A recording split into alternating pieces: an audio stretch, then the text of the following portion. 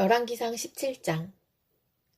길르앗의 디셉에 사는 디셉 사람 엘리야가 아합에게 말하였다. 내가 섬기는 주 이스라엘의 하나님께서 살아계심을 두고 맹세합니다.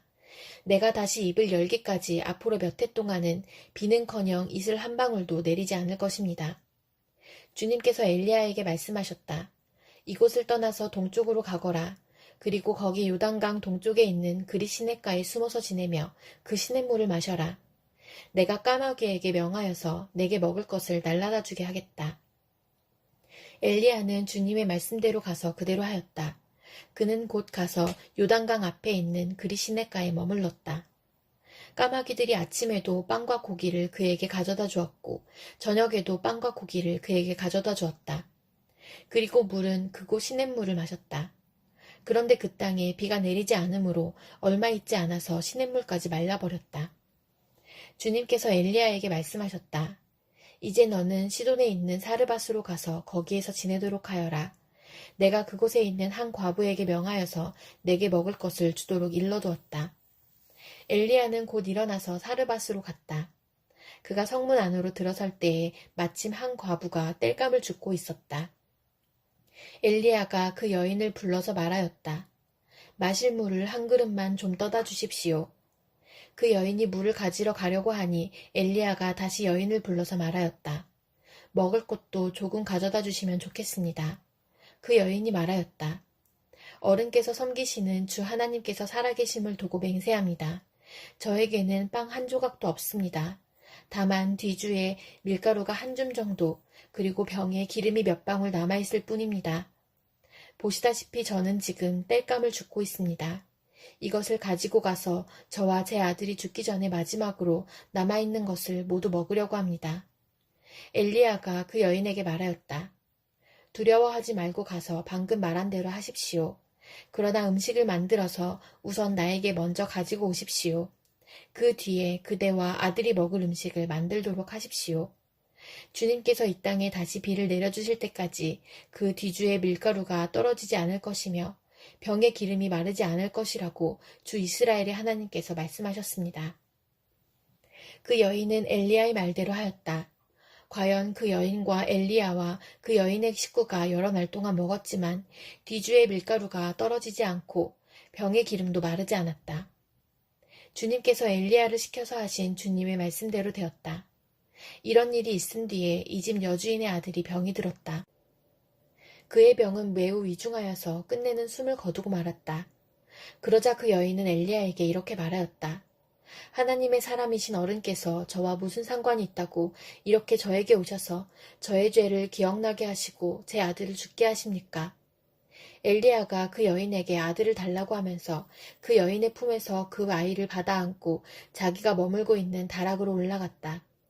그리고 그를 자기의 침대 위에 뉘어놓고 주님께 부르짖었다. 주 나의 하나님, 어찌하여 내가 머물고 있는 이 집의 과부에게 이렇게 재앙을 내리시어 그 아들을 죽게 하십니까? 그는 그 아이의 몸 위에 3번이나 엎드려서 몸과 몸을 맞춘 다음 주님께 또 부르짖었다. 주 나의 하나님, 제발 이 아이의 호흡이 되돌아오게 하여 주십시오.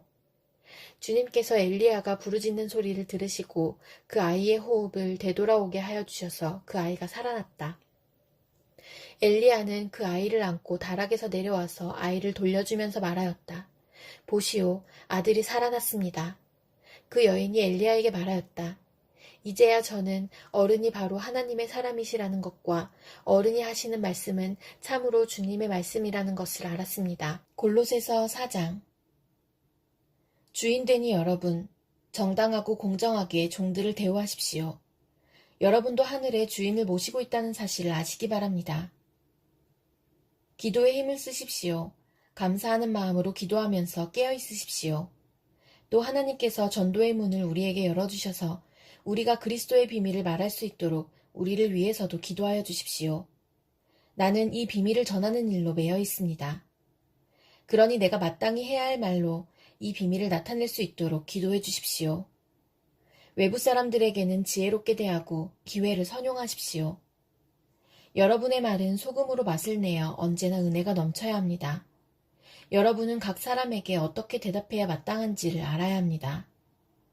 내 모든 사정은 두기고가 여러분에게 알려드릴 것입니다. 그는 주님 안에서 사랑하는 형제요, 신실한 일꾼이요, 함께 종된 사람입니다.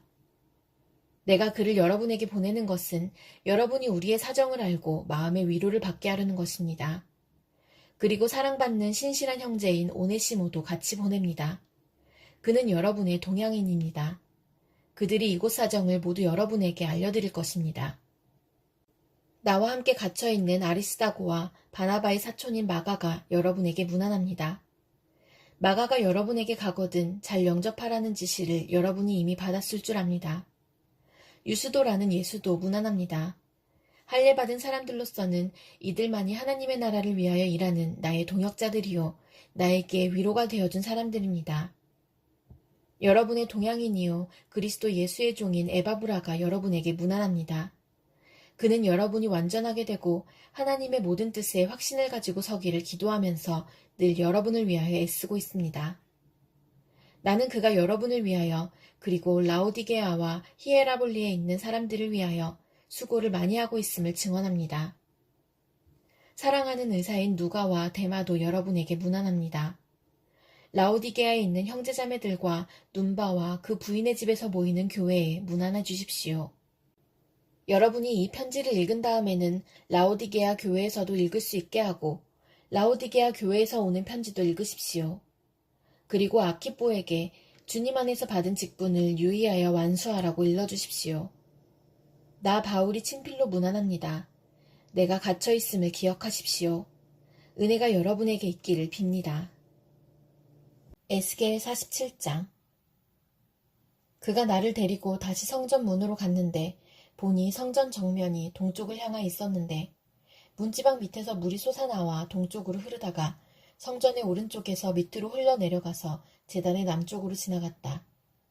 또 그가 나를 데리고 북쪽 문을 지나서 바깥으로 나와 담을 돌아서 동쪽으로 난 문에 이르렀는데 보니 그 물이 동쪽 문의 오른쪽에서 솟아나오고 있었다. 그가 줄자를 가지고 동쪽으로 재면서 가다가 천자가 되는 곳에 이르러 나더러 물을 건너보라고 하기에 건너보니 물이 발목에까지 올라왔다.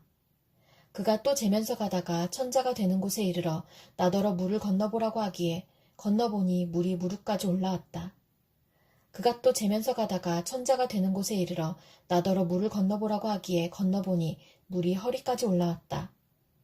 그가 또 재면서 가다가 천자가 되는 곳에 이르렀는데 거기에서는 물이 내가 건널 수 없는 강이 되었다. 물이 불어서 헤엄을 쳐서나 건널까 걸어서 건널 수 있는 물은 아니었다. 그가 나에게 말하였다. 사람아, 내가 이것을 자세히 보았느냐? 그런 다음에 그가 나를 강가로 다시 올라오게 하였다. 내가 돌아올 때에는 보니 이미 강의 양쪽 언덕에 많은 나무가 있었다. 그가 나에게 일러주었다. 이 물은 동쪽 지역으로 흘러나가서 아라바로 내려갔다가 바다로 들어갈 것이다.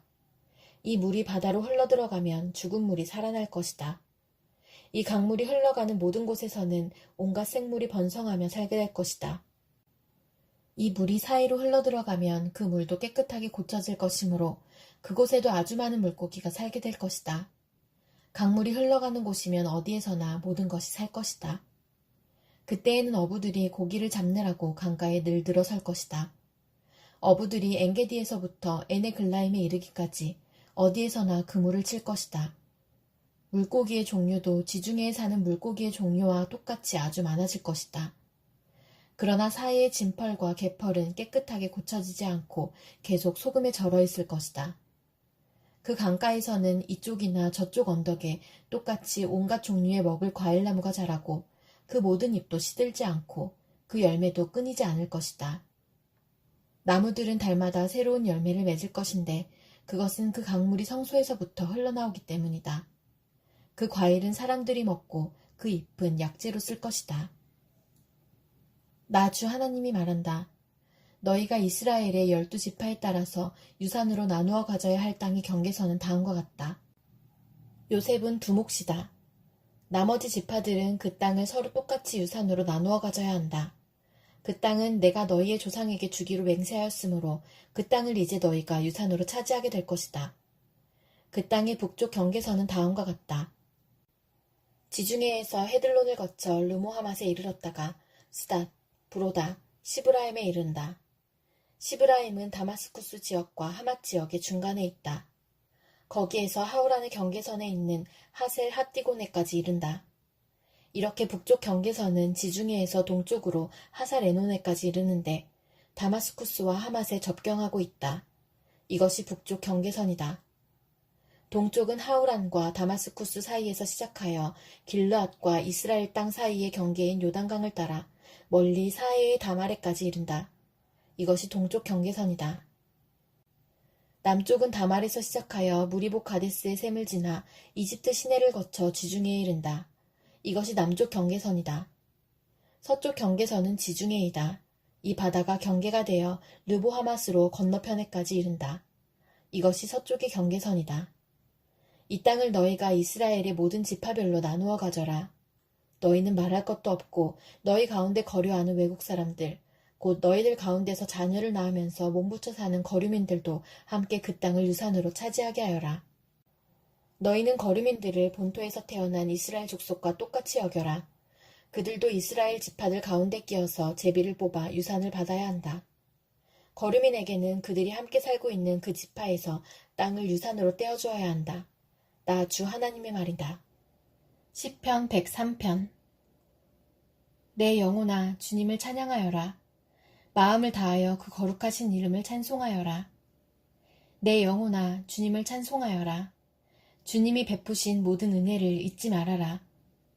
주님은 너의 모든 죄를 용서해 주시는 분, 모든 병을 고쳐주시는 분, 생명을 파멸해서 속량해 주시는 분, 사랑과 자비로 단장하여 주시는 분, 평생을 좋은 것으로 흡족히 채워주시는 분, 내 젊음을 독수리처럼 늘 새롭게 해주시는 분이시다.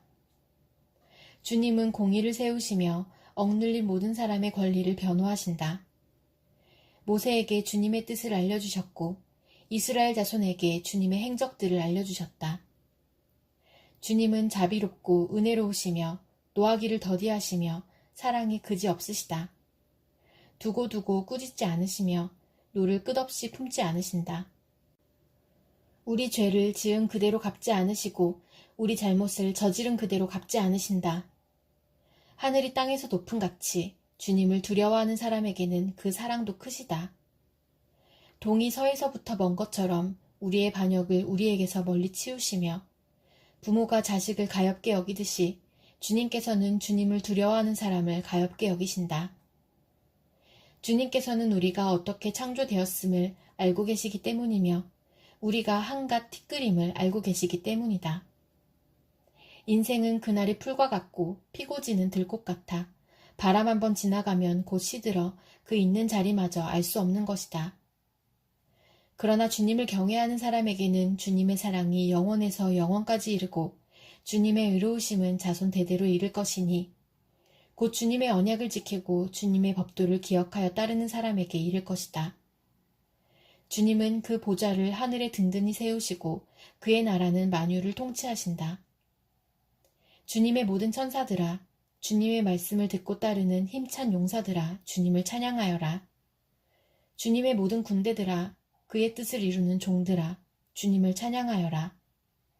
주님께 지음받은 사람들아, 주님께서 통치하시는 모든 곳에서 주님을 찬송하여라. 내 영혼아, 주님을 찬송하여라.